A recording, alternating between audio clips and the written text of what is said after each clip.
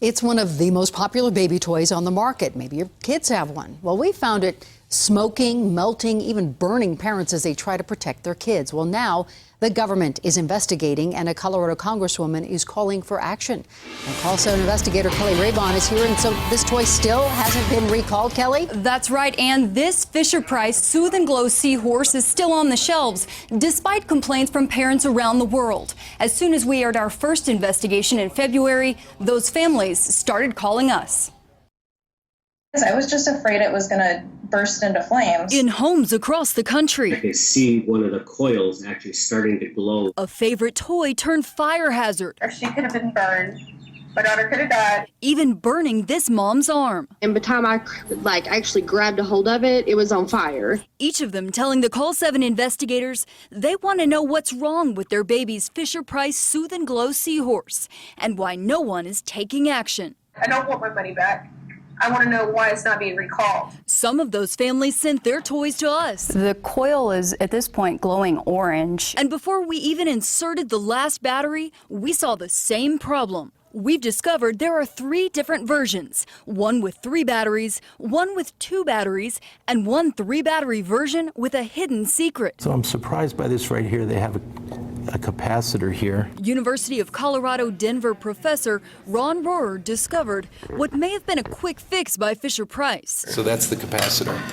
This capacitor, which can store excess charge, appears to have been added to some 3-battery versions. That may have solved it short term, and then saying, okay, now we're going to just go to a new complete redesign. This may be the most smoke we've seen coming from the toy. It's really consistently burning. In our Call 7 tests, the toys that did burn don't have that capacitor. This is the oldest, and this is the newest, and this is indeed a mid-range, and I would say the capacitor certainly is an effort to fix the problem without having to go to a complete redesign of the battery compartment. Fisher-Price still won't comment on any changes to the toy, so we wanted to find out what the company is telling the feds. The Call 7 investigators filed a Freedom of Information Act request with the Consumer Product Safety Commission, the agency tasked with protecting you from dangerous products.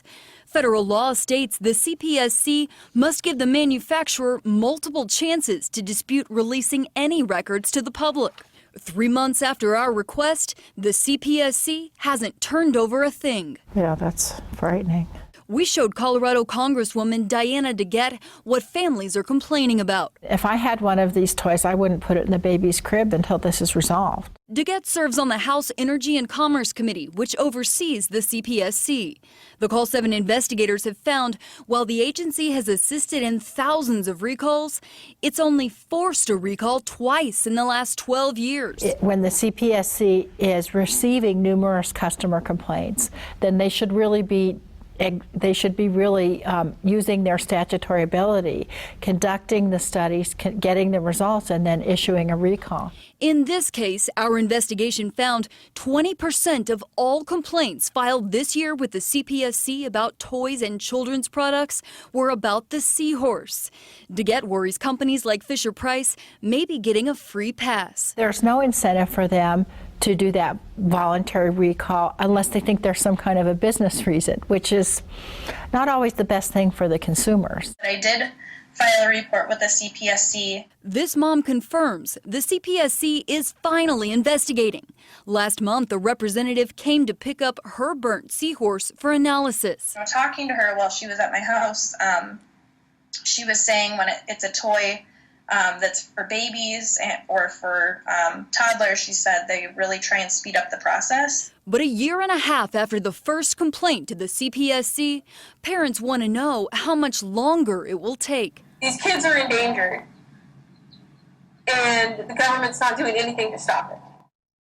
Congresswoman DeGette's office contacted the CPSC, but the agency would only tell her it's aware of the issue. Fisher-Price has repeatedly refused to interview with us, but maintains that, quote, the Seahorse is safe. I'm Call 7 investigator Kelly Raybon.